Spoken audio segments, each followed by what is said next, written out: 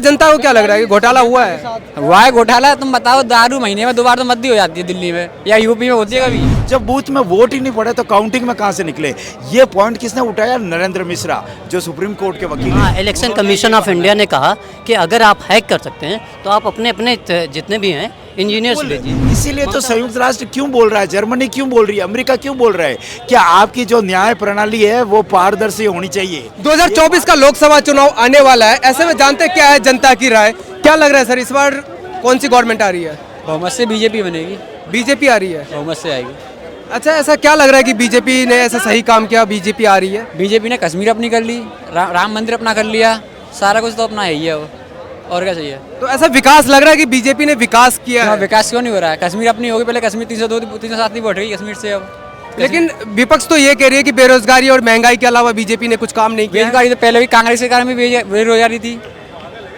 तो अभी लग रहा है कि मतलब काम बीजेपी सरकार में सही हुई है, जनता इस बार चुन के फिर से ला रही है? आएगी, बहुमत से आएगी बीजेपी। और जो अभी केजरीवाल जी, अभी आप कहाँ से, मतलब दिल्ली से ही है या कहीं और से? मैं यूपी। यूपी से? यूपी में कहाँ से? आगरा। आगरा से। तो क्या लग रहा है, यूपी में काम सही हुआ है? बिल्कुल विकास हुआ है, एक नंबर। जो माफियाओं का गैंग था वो एक अगर खत्म योगी जी कर रहे हैं और उनका जो तरीका कुछ अलग है, उससे आप कैसे? यूपी में गुंडागिरी सबसे ज्यादा खत्म है। गुंडागर्दी एक होता है कानूनी प्रक्रिया की तरह, मतलब सजा मिलना, लेकिन अभी डायरेक्टली एनकाउंटर हो रहा है या कुछ और तरीके से अगर संदेह में मौत हो रही है। एनकाउंटर इसलिए किया जा रहा है जो मतलब अपने ऊपर ज्यादा वो बनते हैं, इसीलिए एनकाउंटर किया जा रहा है। विकास दुबे को पता थी कि वो अगर वो अंदर गए तो बच्चे आएंगे, इसलिए उनको मारा गया। अच्छा, और जो केजरीवाल जी है, इनके ऊपर अभी कांग्रेस को और बाकी सभी पार्टी का कहते थे कि ये घोटालेबाज है और बहुत सारा घोटाला का एलिगेशन लगाते थे, लेकिन आज सभी लोग एक साथ आ चुके हैं। ऐसा क्या मजबूरी है? ये सही है ना, क्योंकि हर बार दारू मद्दी होती है कहीं दिल्ली में, मेन चीज घोटाला कौन नहीं होगा? तो लग रहा है जनता को क्या लग रहा है कि घोटाला हुआ है घोटाला। तुम बताओ, दारू महीने में 2 बार तो मद्दी हो जाती है दिल्ली में या यूपी में, होती है कभी? अच्छा, क्या लग रहा है केजरीवाल जी जो इस बार जो कांग्रेस को हमेशा गाली देते थे कि ये कांग्रेस घोटालेबाज है, कांग्रेस शीला दीक्षित ने जल बोर्ड में घोटाला किया है, सभी विभाग में घोटाला है, मेरे पास ये फाइल है, तो वो फाइल आज तक जनता के बीच नहीं लेकर आए, बस एक मंच के बाहर वो दिखाया नहीं, और ना तो किसी को सजा हुआ दिल्ली जल बोर्ड में, और आज उसी कांग्रेस के साथ मिले हुए हैं। नहीं, केजरीवाल तो अच्छा आदमी है भाई, और जहाँ तक कांग्रेस की बात है, कांग्रेस का मैं समर्थन नहीं हूँ, लेकिन केजरीवाल अच्छा आदमी है। तो वो जो कहते थे कि कांग्रेस ने घोटाला किया दिल्ली जल बोर्ड में, कांग्रेस ने तो घोटाला किया होगा, उसकी मैं आज उसी के साथ मिले हुए हैं। वो मजबूरी है, वो देश के लिए आना पड़ता है, वरना बीजेपी सबको साफ कर देगी इस देश से। आप कह रहे हैं देश के लिए एक साथ हुए हैं, लेकिन बीजेपी कह रही है कि ये पति बचाओ आंदोलन है। जिसके जिसके पति जेल में है, वो आज सभी उनकी बीवी पत्नियां जो है सब आज उस मंच पे दिखाई दे रहे थे। तो ये पति बचाओ आंदोलन है या देश बचाओ आंदोलन है? ये देश बचाओ आंदोलन है। तो लेकिन वो बीजेपी कह रही है कि पति बचाओ आंदोलन है, सभी की बीवी आई अपने। पता नहीं क्या क्या कहती है, बीजेपी के मानने लग गए। वो तो भ्रष्टाचारियों की पार्टी एक नंबर की। अच्छा, क्या भ्रष्टाचार किया बीजेपी ने, बताइए ताकि जनता को। एक से एक भ्रष्टाचारी आपको पता है। आप 1 मिनट रुक जाओ, सुन तो ले मेरे भाई, मैं गिना रहा हूँ। इलेक्टोरल बॉन्ड सबसे बड़ा 6000 करोड़ कितने उन्होंने। अगर इलेक्टोरल बॉन्ड घोटाला है तो सभी पार्टी ने किया है। सभी पार्टी की बात नहीं है, एक बात मेरी सुनो। आम आदमी पार्टी का कितना है? 60 करोड़, और बीजेपी का 60,000 करोड़, और वो कोई मुद्दा नहीं है। कितने एमएलए? लेकिन एक बात बताओ, बात यह है कि आपने देखा होगा, जैसे वो कैसे इलेक्टोरल बॉन्ड किसी कंपनी के ऊपर उन्होंने छापा मारा, उसके 5 दिन बाद इलेक्टोरल बॉन्ड वो है। जैसे हाँ, ये इलेक्शन कमीशन से ये पूरा इनका कंट्रोल कर लिया। 2 इन्होंने अपने डाल रखे, अभी कल वो किसी को भी चीफ वो बना दी इलेक्शन कमिश्नर, तो पूरा इलेक्शन कंट्रोल कर सकते हैं। आपने देखा चंडीगढ़ का इलेक्शन हुआ था, वहाँ पे भी बिल्कुल कैमरे के अंदर आ रखा, कैसे उन्होंने सारे वो पूरे वोट बदल दिए। अच्छा, तो क्या लग रहा है जो हर बार चुनाव हारने के बाद ईवीएम के ऊपर डाला जाता है ब्लेम, इस बार फिर से डलेगी? ईवीएम कहीं ना कहीं ईवीएम धोखा तो है जनता के साथ। तो ये धोखा पंजाब में क्यों नहीं हो पाती है, बंगाल में क्यों नहीं हो पा रही है, दिल्ली में क्यों नहीं कर पा रही है बीजेपी? वो तो थोड़ी उसके हिसाब से उनको पता है कि इतना करेंगे तो जनता भी समझ जाती है, लेकिन कहीं ना कहीं ईवीएम घोटाला, वरना उनको क्या दिक्कत है कि वो बैलेट पेपर पे आ जाए? उनको लग रहा है कि भाई जनता को लग रहा है तो ये बैलेट पेपर कर दो। अच्छा, बीजेपी को सबसे ज्यादा बंगाल में जीतने की पड़ी है, कह रहे हैं कि वहाँ पे रोहिंग्या मुसलमान आ रही है। जीत जाए बीजेपी, ममता दीदी से अच्छी बीजेपी, मैं तो ये मानता हूँ। तो लेकिन मैं ये मानता हूँ केजरीवाल भी ईवीएम हैक कर रही है बीजेपी, वहाँ पे भी ईवीएम हैक करनी चाहिए। अगर कला है ऐसा कुछ तो बंगाल में करनी चाहिए। अरे बंगाल को हटाओ भाई, बंगाल का क्या है? ईवीएम बंगाल में क्यों नहीं हैक हो पा रही? अगर हैक हो जाती है तो बंगाल में भी हैक हो जाती ना। हैं? अगर ईवीएम हैक करने वाला है कोई बीजेपी के पास में तो बंगाल में भी हैक कर लेता। गवर्नमेंट को बदनाम कर ईवीएम का कोई सीन नहीं है, कुछ नहीं है भाई, कभी होती है कभी नहीं होती। मैं कंफर्म भी नहीं हूँ कि होती होगी। ईवीएम का कोई मैं ज्यादा नहीं मानता बड़ा मुद्दा है ईवीएम का, कोई बड़ा मुद्दा। मेरा एक छोटा सा ईवीएम पे क्या हुआ था, अरे सुनो एक minute soon low. Election commission of India ने कहा कि जिसको जिसको हैक करना है, ममता बनर्जी के 3 केजरीवाल जिंदाबाद है भाई। जाओ।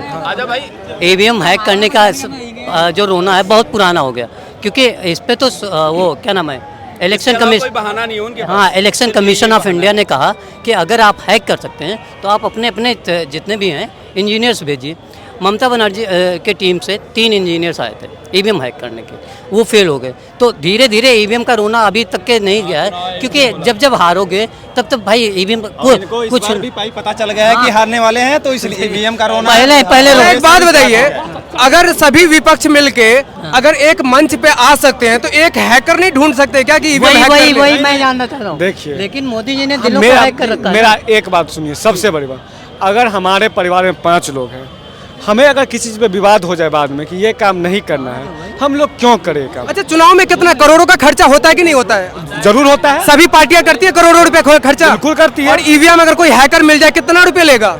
अगर कोई हैकर होगा कितना रुपए लेगा? आप एक अनुमान बताइए मुझे। हैक हो सकता है, नहीं, जनता को अनुमान बताइए। अगर कोई होगा, देखिए, कितना रुपए लेगा? देखिए भैया, अगर हैकर होगा, हमें तो मालूम नहीं हैकर है या नहीं, लेकिन होगा तो पैसा जरूर लगेगा। कितना लेगा? 50 लाख, 1 करोड़, 2 करोड़ ईवीएम हैक करने का? जो भी लो, लेकिन एक बंदा कितना ले? एक बात मैं सुनिए, अगर हमें किसी में विवाद हो तो वो चीज यूज क्यों करे?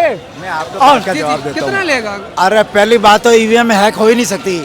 अगर हैक हैक कब हो सकती है? जब वो नेट से जुड़ी हुई हो, इंटरनेट से। वो इंटरनेट से जुड़ी हुई नहीं है। ये जो बाहर की संस्थानों में कह दिया, ये हैक नहीं होती। इसमें जो घोटाला गड़बड़ होता है वो दूसरा है तरीका उसका।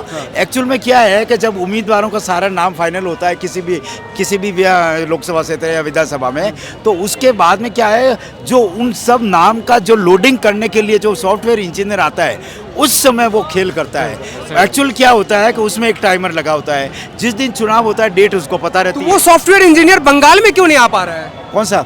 वो सॉफ्टवेयर इंजीनियर बंगाल में, बंगाल, पंजाब, दिल्ली, यहाँ पे क्यों नहीं आ पा रही है? भाई ऐसा है कि एक चोर अगर कोई मार्केट में चोरी करने घुसता है तो वो जरूरी थोड़ी है कि सारी दुकानों पे चोरी करेगा। वो सिलेक्टेड दुकानों पे चोरी करता है। क्या लग रहा है? मैं देखो, आप लोग मुद्दा अलग बना रहे हो, ईवीएम का मुद्दा हटाओ, बेरोजगारी पे, महंगाई पे। विपक्ष तो यही कहते हैं चुनाव हारने के बाद वो ईवीएम बेरोजगारी में कारण बताऊं, मैं आपको पॉइंट दे रहा हूं। हमारे राजस्थान में चुनाव हुआ, विधानसभा चुनाव में टोटल 3 करोड़ 96 लाख वोट पड़े, और जब काउंटिंग हुई ईवीएम से तो वोट कितने निकले? 4 करोड़ 50 लाख।